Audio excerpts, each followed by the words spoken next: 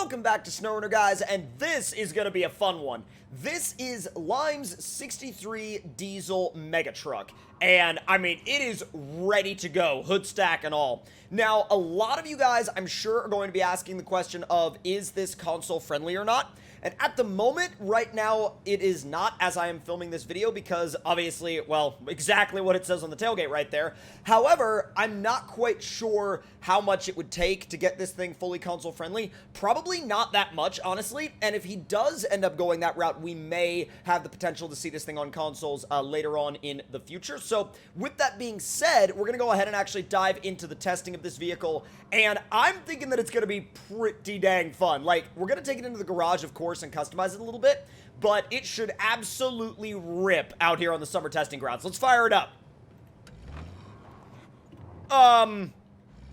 It doesn't have an idle sound. He needs to update that. That's I've driven this thing before, and I figured that before he would make it public, he would have added an idle sound, but either way, I'm sure he'll update an idle sound into it. So let's go through the customization. So let's see. So you have your sort of base, moderate, and then mega engine. And we're going to go with the moderate engine because the moderate engine in Lime's trucks is always crazy anyway. And we'll go with the crazy engine a little bit later. But let's see. We'll go with the fast gearbox. And the only reason why I'm going with the fast gearbox is because it has 9 gears, especially like in the automatic mode. It's way faster. You still have your crawler gears, but you could just go faster in automatic mode if you want to. And you have actually quite a few different suspension options. We'll start off with the flex one, actually. And now here's where it gets very interesting. Oh boy. Now, Now, as far as these tires should be amazing in the mud. These should be even better because they're properly narrow. Let's go with, I think we're going to go with these, actually, because not only are they narrow, but look at that beadlock, that painted beadlock ring. Although, unfortunately, we can't rotate the camera to actually look at them, and we also can't do any interior customization, so we're going to have to look at it once we leave the garage. Okay, that does look sick, though. That looks really, really good. So let's fire it back up, and again, only hear the sound of, like, a default engine running when we hit the gas. Although it rolls a ridiculous amount of coal, but the only thing with it is that it just feels weird not having an idle sound. Like, it really genuinely feels weird not having an idle sound. And I'm sure, you know, later on down the road, especially, like, after watching this video, especially if you're watching this video sometime in the future, I'm sure he will have already added that idle sound. But it's just weird driving it around without it. But we could definitely look past that in terms of testing out its capabilities. Now, as you can see, it just rampages right through the river. Not even worried about it. This hill climb is gonna be nothing for it. Look at that. Look at that. Yep, literally, I didn't even touch, like, I didn't touch the clutch. I didn't touch anything. I literally just left it in automatic mode and hit the gas and pointed it at the hill. That's all I did. Now, this suspension was classified as a flex suspension, but it actually, you know what? For a mud truck, that's not a bad amount of flex. That's really not a bad amount of flex at all. It's actually pretty respectable for a mud truck, I gotta say. Whoa! And in the rocks, while this is not what this thing was meant to do, it's not doing terrible. Let's see if it can climb up this little rock face right here. Once again, I mean, better than one would have expected.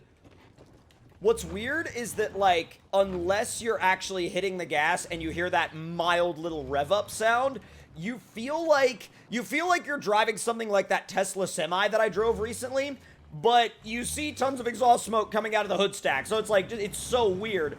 Holy crap, this is with the mid-range engine. That was high range with the mid engine, not the top engine. That's very over the top. Now, granted, it is one of Lime's trucks, so it's going to be very fast. And, like, there's an absolute place for these trucks. They're so much fun because, like, genuinely, if you want to just take something out to the mud and just go nuts with it, like, look at this. Look at this. It wheelies out of the mud. I was going to say, let's see how it does in the deep stuff. But the problem with that is it seems like it's not really in the mood to be on its wheels right now. Come on, there we go. There we go. All right, I was like, will you let me, like, get you back down onto your wheels? That would definitely be preferred. Uh-oh. Whoa! It's kind of buried up to the axles, actually. I might need to make just a little bit of an adjustment to it to make it work in this mud. Let's see. Let's see. So I'm going to do the lift, which is just a little bit higher. Let's see. I have... Yeah! We'll see how those do. Those are huge. Those are absolutely huge. Oh, same issue. Definitely same issue. I wonder if, like... Because it went through the pond just fine. I wonder if we come into, like, the deeper stuff with speed, if it'll be okay. Because look at that. Like, it goes through the pond like nobody's business. It absolutely just rockets through the pond. But when you ask it to go through the deeper mud, it's like, nah, it's not gonna happen. So maybe it's something to do with the tire programming. Maybe it's something to do with the weight of the vehicle. But we'll find out momentarily, I'm sure. Oh my god, is it not gonna actually pull itself on? It's not gonna pull itself over. It's, there we go. Finally, all right. Repair and refuel, thank you. All right, one more shot. One more shot at the really, really, really deep mud, and I feel like it has the potential to do pretty well through there. I hope. I really hope. Oh, boy. All right, 3, 2, 1, go! If you come into it with some speed... Oh, what? It'll actually roll over on you in the deep mud. But the thing is, if you're not, like, going back and forth, if you're not constantly turning... then it'll sink. So you always have to maintain this balance of, like, should I keep going and, like, should I keep going back and forth and risk rolling over? Or should I, like, go straight and risk sinking? Now, I would also like to state how we are literally, like, bulldozing the mud here with the winch. Wow, that's really bad. That's really bad. And I honestly, I felt like it was more fun on the slightly smaller tires. Is that bad? Like, I know that the bigger tires are obviously gonna be able to go through deeper obstacles and stuff, but I had more fun with it, I think, on the smaller tires. It just felt a little bit more, like, lively. It felt a little bit more willing to just basically plow through anything in its path. And with the taller tires, it seems to want to flip over a whole heck of a lot more. And plus, I genuinely feel like with tires this size, it looks a little bit more accurate. It looks a little bit more like a real mega truck, you know what I mean? Or like a real mud truck. Now, just for the sake of it, let's see what happens if we put the all the power engine in it. This is gonna be dumb. Like, Limes himself says that this is completely unnecessary. Whoa! Yeah, oh my god! So yeah, that's over the top. If not a little bit, well, actually, it's a little bit more than a little bit over the top. It's a lot over the top. But that's okay. I'm not getting after it for that. I'm just like, holy cow, that's a lot. I need to flip it over again. The problem is, when it gets onto its nose or onto its tail, it's like, it just kind of sits there. It literally just kind of sits there, and it's like, this is where we are now. Okay, so we're gonna hit a couple of different obstacles, and because this thing is, like, super over the top anyway, I'm just gonna leave the fast gearbox in it, because it's just so insane that it's, whoa, that I think it kind of fits the personality and character of the truck. Oh, no. Dude, you mess up one bit, and it's going over. It's literally going over. Like, the second you mess it up, it's going over. Now, the problem is, we're in a bit of a precarious position right now, and I'm hoping... Ooh. This might work. Yes. Dude, I don't know how many times I've had to flip this thing back over, but it's a lot. It's a lot of times. Like, I haven't been counting, but if someone in the comments would like to tell me how many times I've flipped this thing over, I would love to know. Nice thing is, when you're going through the dips obstacle, it's so dang tall that it doesn't really matter. You could literally just go straight, and it doesn't matter. Whoop. The only downside to that is that when you're going through something like this, it has a little bit of a tendency to bounce, and then once it starts to bounce, you get dangerously close to Flippy Boy territory, well, very quickly.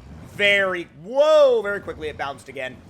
Alright, now, I'm gonna go ahead and also change that weather real quick, because we're gonna hit the bridge jump, but we're gonna do it in nice weather, because, well, I think it looks better in nice weather, I guess. Let's see if... Whoa! It does not like pavement. It does not like pavement at all. Now, I didn't think it would like pavement, but it's just like... It's almost allergic to the stuff. It's like, no! Yes! One cartwheel later, we are successfully still on our wheels. The gravity of it is a bit weird as well. Is there a rock rolling around in the bumper? What the heck? There's a rock lodged in our rear bumper that's rolling around. We have a passenger now, apparently. Hi. Oh, wait, it fell out. Okay, that was weird. That's like the first time I've ever seen that happen. I'm sure it's happened before and I just haven't noticed, but that's the first time I've ever actually noticed that happening. That's super cool. I didn't even know. Oh, it's still there. Never mind. It wasn't gone. Well, I guess it's going down the bridge jump with us, huh? Oh, boy. Go, go, go. Oh, my God. I can't see. You know, the combination of the gigantic amount of exhaust smoke and the fact that I can't use the interior view make it extremely difficult to actually make your way down the bridge jump in a reliable fashion. Like, I can flip myself over, which is good, but I'm gonna have to, like, do that again because that was not gonna work. Alright, so that's where the camera kind of freaks out. But the thing is, I believe I could get it. Oh my God. Oh, there it is. Whoa! Oh my God. Dude, with like no run up at all, it flew right over the barrels, bounced off a wall, and then wrapped itself around a tree. That's definitely one of the more dramatic bridge jump attempts I've had in recent history. But if you guys enjoyed this video, make sure to let me know your thoughts and opinions in the comments below. Hit that like button if you enjoyed, subscribe if you're new, and I'll see you guys next time.